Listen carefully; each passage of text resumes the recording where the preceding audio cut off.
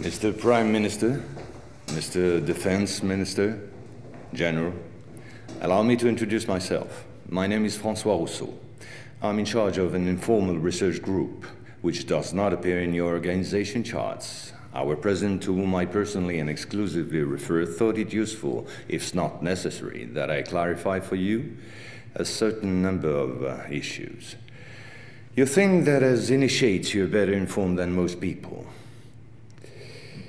Allow me to doubt it.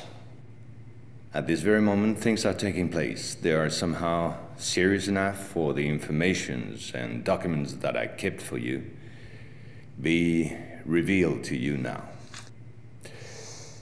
In a word, a manipulative operation unparalleled to this day on a planetary scale is being implemented and will be the final subject of my talk. As regards our era, everything in reality started just before World War II. Hitler had broken certain taboos, such as taking recourse to occultism and secret societies. The Ahnenerbe, a Nazi organization assigned with, among other things, archaeological and anthropological research, found this during an expedition to Afghanistan. This flying object is called Vimana, or Astra, by the Hindus.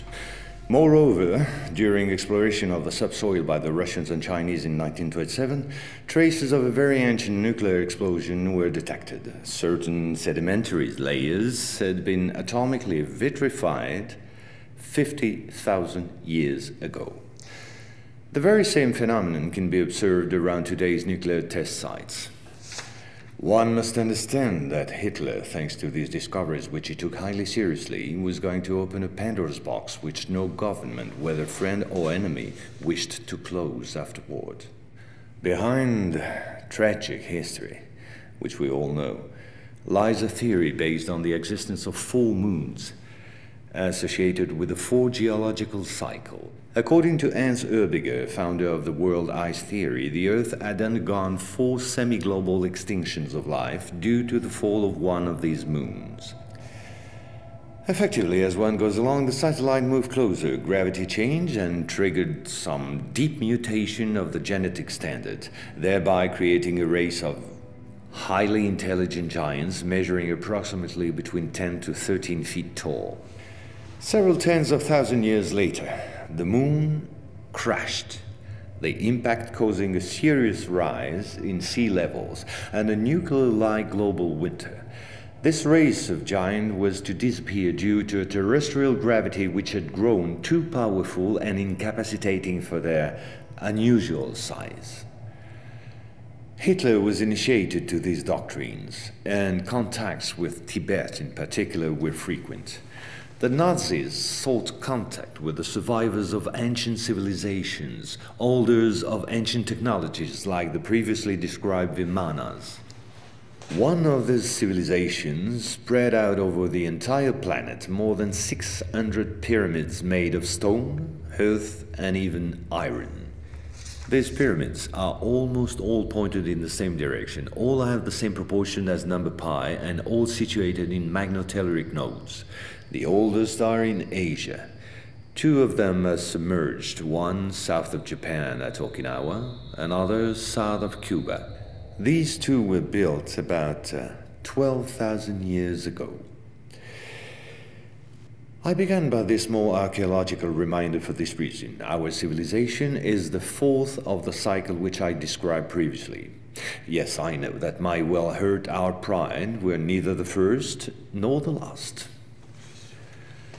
One must understand that the study and understanding of several recovered prototypes were the absolute priority to ensure Nazis' domination over the skies. The Allies, in parallel, focused on mastering atom and creating the first nuclear bombs. These secret bases were the center of all research supervised by the Nazis. In one of these bases worked Victor Schauberger, father of the Nazis' UFOs. Schauberger headed the Real Society in charge of anti-gravitational research. He died in 1958 in Texas, while working under protection of the United States on the improvement of his own flying saucers, which have since become American. You will quickly understand that 70% of unexplained aerial phenomena are human in origin and in no way extraterrestrial. Once World War II was over and Nazi technology had been systematically plundered by both Americans and Russians, the first challenge was to carry on and even complete the Nazis' research in great secrecy. The program, called Project Rainbow, especially known for the Philadelphia experiment, was the immediate proof. Mathematician von Neumann, who collaborated with Albert Einstein and Nikola Tesla on behalf of the Navy, succeeded in accidentally teleporting a Cannon-class destroyer escort, the USS Eldridge. These photos, supplied by Morris K. Jessup before his suspicious death, are rare testimonies for this unique experiment. In the same time, the first Indo-Aryan technology prototype trials did not go by unnoticed. The military had come up with a more efficient parade than secrecy. At about the same period, Kenneth Arnold, US Air Force pilot and CIA agent, launched the greatest operation in manipulation ever concerning the existence of UFOs. Making people believe they didn't exist was not the right solution and clearly insufficient. Discrediting enemies and frightening the population by systematic misinformation proved far more efficient. UFOs and parahuman belong henceforth to the movies, television, and collective paranoia, and not to the realm of scientists, as it should have been the case. In May 1947, the American Secret Services discovered the existence of an ancient terrestrial UFO secretly recovered by the Russians, which had crashed into the Altai Mountains along their border with Mongolia. Tension between the two blocs immediately rose a serious notch. The discovery was spectacular, and so not to lose face, the Pentagon, in tandem with the CIA, decided to tell lies and imagine a huge bluff to convince both the Russians and the world at large that they too recovered a UFO in Roswell in July 1947. Of course, it wasn't true, but the bluff worked all the same. In February 1949, just after the so-called Roswell incident, an UFO was photographed and filmed in Antarctica. It was the first photo of this type of a cigar-shaped object. Other appearances were then to follow in one another by cyclic waves. At the same moment, the Apollo program, headed by Wernher von Braun, was in full swing. And Dr. Braun in no way favorably welcomed the demand for paranormal experiments, which nevertheless took place during certain Apollo missions. This is the last known experiment on psychic and telepathic amplification, as well as detection of psytron particles emitted by the yogi towards the Apollo capsule. But these tests were all eclipsed by the systematic appearance of unidentified objects around orbital flights and the discovery of traces of civilization on the moon.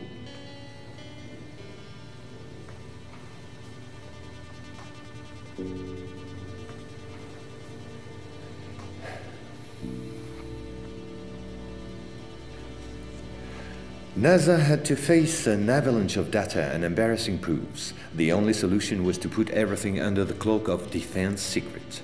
In 1971, the Jason Directive set up a special retouching service whose purpose was to erase all signs of civilizations or ruins on the moon, especially in those photos intended for the general public and the press. In June 1965 has appeared this in a satellite report in the area of Deception Islands, south of Argentina. The Russians tried to sabotage the refloating operation in vain, despite the violence of the confrontation. The flying object was finally brought back to Edwards Air Force Base in California. And 10 years later, the first anti-gravitational drone using magneto-hydrodynamic propulsion, or MHD, made its debut test flight in the desert around Edwards Air Force Base, where a number of prototypes came into being. The Belgians got a small glimpse of so-called UFOs in 1989 and 1990. The incriminating model was a triangular-shaped Astra TR-3B or XR-7, capable of flying in total silence at more than Mach 10. Now I would like to speak to you about another concrete application of such technology. The B-2 bomber, whose development started in 1982. The official B-2 stealth bomber, which flew for the first time in 1989, was to serve as cover for another unconventional B-2 to be built in parallel. This top-secret model used, among other things, a plasma creation system, exploiting the airflow like an MHD generator. This system produces ionization of the air around the B-2, thereby suppressing air resistance while ensuring total invisibility for any type of radar. This nuclear bomber has flown for 15 years now at more than Mach 10. It can fly around the Earth in just a few hours without being seen. Naturally, such military research was to give rise to many commercial spin-offs. Over the last 10 years, we've seen the appearance of dozens of non-lethal armaments like E-bombs or electromagnetic bombs, as well as, of course, microwave weapons and powerful lasers. The US Department of Defense, through the multinational Raytheon, decided to invest a gigantic amount of money in an experimental program called HAARP, or High Frequency Activate Auroral Research Program. And it was quite a program. Officially, the base in Alaska studies the ionosphere. In truth, the real possibilities of the installation are enormous. Climate manipulations, deep detection of underground base or deposits, silent and remote destruction of any object, and most important of all, manipulation of human behavior. So, in 1996, a Russian satellite discovered in Antarctica the almost intact wreck of an immense spacecraft, revealed by the melting of the glaciers. The ice samplings indicated a crash date some 24,000 years ago. At the same moment, a volcanic eruption on the Deception Islands, the same islands as before, forced the Russian to request help from the United States, given the urgency and importance of recovery of the vessel. In the end, they suddenly dropped it all and evacuated the zone in panic. The device was finally destroyed by the Russians, extremely upset by the situation, which was no longer working to their advantage. No country will have such opportunity again. And this foolish action, as bad losers on the part of the Russians, was only to reinforce the position of the Americans as regards extraterrestrials. If this account seemed somewhat long despite my efforts to simplify, it was absolutely necessary to get to the subject I mentioned previously. The plot known as the Orion Conspiracy. Our research group is convinced that UFOs constructed by the Americans or the Russians will be used to support an hoax attack on the Earth of extraterrestrial origin. The media taking care of the rest, of course. The reason? Once the threat of international terrorism has dissipated, the war economies of the major powers, with the United States at the head of the pack, will need a new enemy in order to still prosper. War on Earth will be replaced by space war against an enemy from beyond. So then, gentlemen, I thank you. A complete report will be handed to you at the exit. As for me, I'll see you again soon for a second update on a quite different subject. Gentlemen.